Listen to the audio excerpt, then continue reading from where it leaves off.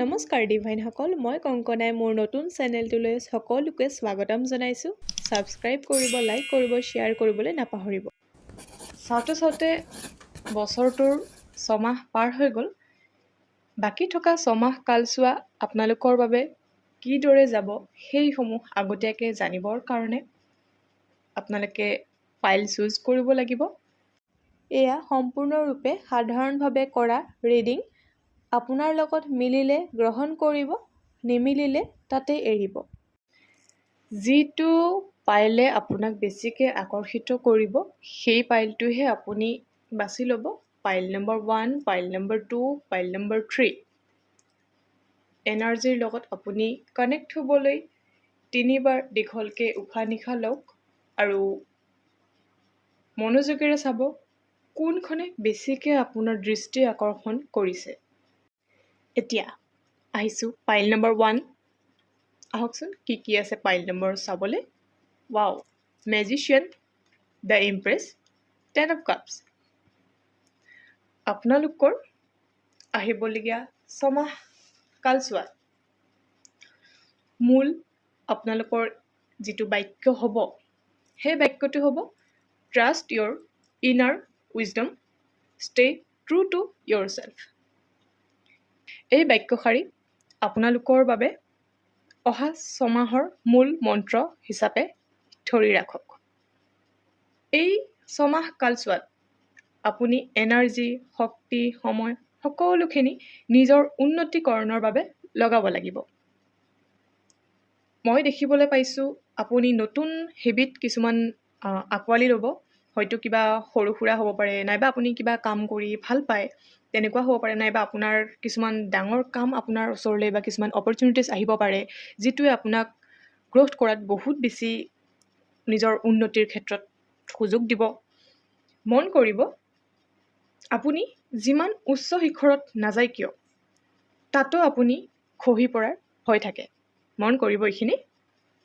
আৰু সেই সময়ছোৱাত নিজক ধৰি ৰখাখিনিয়ে ধৈৰ্য আৰু কনচিষ্টেঞ্চিৰ বুজায়। আৰু আপোনাৰ সহজ অৰ্থত বুজাবৰ কাৰণে মই এখন কিতাপত পঢ়িবলৈ পাইছিলোঁ, ইউ কেন, আপোনালোকে গম পায় ইউ কেন নামৰ কিতাপখন।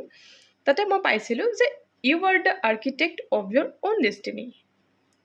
তো এইখিনি মন কৰক, মই দেখিবলৈ পাইছোঁ আপুনি 6 মাহত, অহা 6 মাহত বাহিৰা পৃথিৱীৰ পৰা নিজকে সামৰি ল'ব আৰু নিজৰ হেবিটছ বা আপোনাৰ কাম চাকৰি যিয়ে নহওক, পঢ়া শুনা, নতুন কিবা আপোনাৰ ব্যৱসায় বা নতুন চাকৰি আদিৰ পাবৰ কাৰণে বা আপোনাৰ যিখিনি জীৱনত ঘটি আছে সেইখিনিৰ ওপৰত আপুনি বহুত বেছি গুৰুত্ব দিব।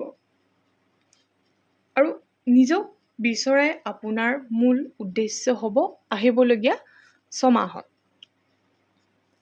বিশ্বাস নোহোৱা যেন লাগিলেও কিন্তু এইখিনি আপোনাৰ জীৱনত হ'ব। আৰু নিগেটিভ হিচাপত যদি ক'বলৈ যোৱা হয় তেনেহ'লে আপুনি 6 মাহৰ ভিতৰত আপুনি অকণমান টাৰ্ণিং পইণ্ট পাব। ক'ৰবাত আপুনি কষ্ট পাব পাৰে, কিছুমান বস্তুৰ পৰা ওলাবৰ কাৰণে অকণমান কষ্ট হ'ব পাৰে, কিন্তু সেইখিনি আপুনি নিজে পাৰিব, সময়ত আপুনি আগুৱাব পাৰিব আৰু সেইখিনি আপোনাৰ ভালৰ বাবেই হ'ব। আৰু গাইডেঞ্চত মই প্ৰথমতে এটা বাক্য কৈছিলোঁ, সেইটো মন কৰিব। আৰু এটা গাইডেঞ্চ দি আছোঁ, যি ধৰি আছিলে, যিখিনি নিগেটিভ হওক বা যিখিনি আপোনাৰ মানে ডে টু ডে লাইফত আপোনাক বহুত বেছি বাধা প্ৰদান কৰিছিলে সেইখিনি আপুনি এৰিব লাগিব, নতুনত্বক আঁকোৱালি ল'ব লাগিব। এতিয়া আহিছোঁ 2 নম্বৰ ৰাউণ্ডলৈ। 2 নম্বৰ পাইল। 2 নম্বৰ পাইল যিসকলে বাছি লৈছিলে তেওঁলোকৰ বাবে বাক্য হ'ব অল ইজ ৱেল। এইটো মূল মন্ত্ৰ আপোনালোকে মনত ৰাখি 6 মাহ কালছোৱা আগুৱাই যাব লাগিব। মই দেখিবলৈ পাইছোঁ যে আপুনি ইমান বছৰে অকলে বহুত যুঁজি আছিলে কিন্তু কেতিয়াও হাৰি যোৱা নাই বা কাকো একো অভিযোগ কৰা নাই। নিজৰ মাজতে সামৰিছে, নিজৰ মাজতে সামৰি আগুৱাই গৈছে। এতিয়া আপুনি সেই যাত্ৰাৰ শেষ প্ৰান্ত পাইছে য'ত আপোনাৰ বাবে নতুন দিগন্ত ৰৈ আছে। আৰু মই দেখিবলৈ পাইছোঁ এয়া এক আপোনাৰ বাবে বহুত নতুন যাত্ৰা হ'ব, আৰম্ভণি হ'ব। সকলোতকৈ ভাল লগা মই পাই আছোঁ যে আপুনি এইবাৰ অকলশৰীয়া নহয়। এই যাত্ৰাটোত আপুনি অকলশৰীয়া নহয়। আপুনি পাব বন্ধু, কোনোবা পাৰ্টনাৰ, কিবা এটা পজিটিভ এনাৰ্জি, যি নাম দিয়ে আপুনি। লগতে যিয়ে আপুনি একো নকলেও বুজি পাব, যি সমস্যা নহওক কিয় আপোনাৰ লগত থাকিব। মই দেখিবলৈ পাইছোঁ এই ছমাহত যি বাৰ্ডেন কঢ়িয়াই লৈ আহিছিলে সেয়া আঁতৰিব, আৰু নতুন মানুহৰ যি জীৱনত আহিব তেখেতৰ লগত যিখিনি সম্পৰ্ক গভীৰ হ'ব। যি আহিব কেতিয়াবা কিছুমানৰ কাৰণে এইটো প্ৰেমৰ নিচিনা হ'ব পাৰে, বা আপোনাৰ আত্মাৰ লগত যিটো চ'লমেট কোৱা হয়। চ'লমেট অকল পাৰ্টনাৰে যে হ'ব সেইটো কথা নহয়। চ'লমেট আপোনাৰ মাতৃ, ভগ্নী, নিজৰ কোনোবা চিনাকি মানুহ তেনেকুৱা হ'ব পাৰে। তো চ'লমেটৰ এটা এনাৰ্জি মই পাই আছোঁ, যিহেতু আত্মাৰ লগৰী, আমি ধুনীয়াকৈ ক'ব গ'লে আত্মাৰ লগৰী হ'ব। আৰু যিসকল প্ৰেগনেণ্ট, যিসকল এতিয়া গৰ্ভৱতী অৱস্থাত আছে, তেওঁলোকৰ মাজত সম্পৰ্ক বেছি ষ্ট্ৰং হৈ যাব নিজৰ হাজবেণ্ডৰ লগত, নিজৰ আহিবলগীয়া সন্তানৰ লগত। আৰু যিসকল প্ৰেমৰ সম্পৰ্কত আছে তেওঁলোকৰ মাজত দিনক দিনে সম্পৰ্কবোৰ মধুৰ হৈ যাই থাকিব, মধুৰ হ'ব। আৰু একেলগে কটোৱা যিখিনি মুহূৰ্ত আছে সম্পূৰ্ণ এক্সাইটিং হৈ উঠিব। আপোনালোকৰ কাৰণে আৰু এটা গাইডেঞ্চ যে আশাই সপোন পূৰ্ণ কৰে। মন কৰিব, আশাই সপোন পূৰ্ণ কৰে। যেতিয়া আশা দেখিব তেতিয়াহে আপুনি সেইটোৰ কাৰণে কাম কৰিবলৈ আৰম্ভ কৰিব, আৰু তেতিয়াহে আপোনাৰ সেই সপোন পূৰ্ণতা পাব। প্ৰথম আপোনাৰ আছিলে অল ইজ ৱেল, আৰু লাষ্ট আছিলে আশাই সপোন পূৰ্ণ কৰে।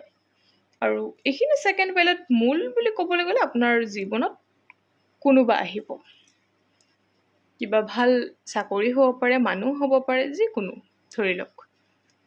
এতিয়া আহিছোঁ পাইল ট্ৰী। যিসকলে পাইল ট্ৰী বাছি লৈছে তেওঁলোকৰ বাবে ৱাও, ইমান ধুনীয়া আহিছে আপোনালোকৰ the sun, king of pentacles, queen of পেণ্টিকলছ।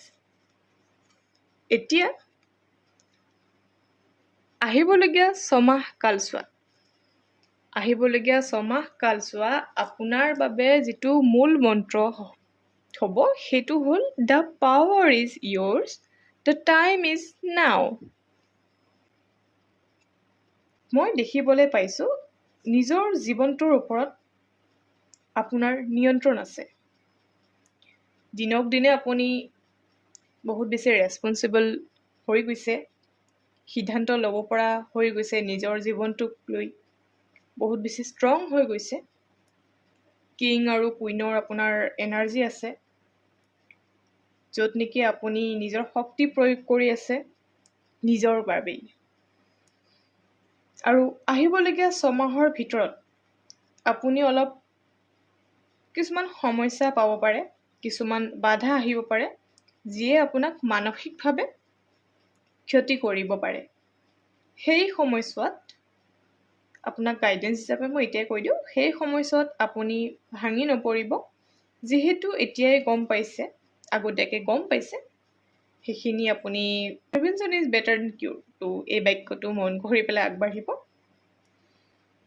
যিহেতু আপুনি আগতীয়াকৈ গম পাইছে, সেইখিনি পাৰ হ'লে আপোনাৰ যি সমস্যা বা আপুনি যিটো ছিটুৱেশ্যনৰ ওপৰত নিজে মানে হেণ্ডেল কৰিব পৰা যিটো ক্ষমতা, সেইখিনি পাই যাব। মাত্ৰ সেইটো এটা টাৰ্ণিং পইণ্ট বুলিয়ে ক'ব পাৰি, সেইটো এটা নিগেটিভ টাৰ্ণিং পইণ্ট আহিব আপোনাৰ জীৱনত। মই ইয়াত বহুত বেছি হালধীয়া বা সোণালী ৰং দেখিবলৈ পাইছোঁ। তো এইখিনি আপোনাৰ বুজাইছে ছমাহ কালছোৱাত আপোনাৰ কিছুমান স্পটলাইট পাব পাৰে, কিছুমান ক্ষেত্ৰত, কৰ্মক্ষেত্ৰত হওক বা আপোনাৰ নিজৰ জীৱনৰ ভাল ক্ষেত্ৰত হওক স্পটলাইট পাব পাৰে, বা ৱেল্থ বা এভেণ্ডেঞ্চ, টকা পইচা ক্ষেত্ৰত হওক বা যি আছে সকলোবিলাক পজিটিভ হওক, ছাকচেছ পাব পাৰে।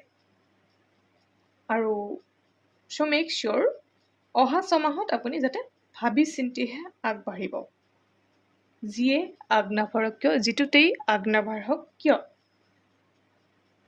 আৰু গাইডেঞ্চ হিচাপত আপোনালোকক মই এটাই ক'ব বিচাৰিম যে আপোনাৰ কাৰণে যি প্ৰয়োজনীয় তাতহে সময় আৰু আপোনাৰ উৰ্জা প্ৰয়োগ কৰক।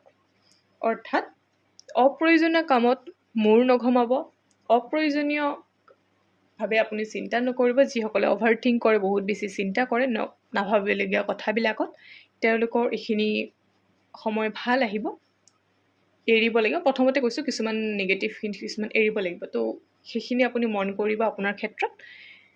আৰু প্ৰথমত কৈছিলোঁৱে the power is yours, the time is now. শেষত কৈছোঁ আপোনাৰ যি প্ৰয়োজন তাত টাইম আৰু এনাৰ্জি প্ৰয়োগ কৰক। আজিলৈ এইখিনিয়ে। আপোনালোকৰ আৰু এটা কথা আপোনালোকৰ যদি কিছুমান বিষয়ে জানিবলৈ মন আছে তেনেহ'লে আপোনালোকে কমেণ্টত জনাব। সেই বিষয়ে এনেকুৱা ধৰণৰ ৰিডিং হিচাপত ভিডিঅ' বনাবলৈ চেষ্টা কৰিম।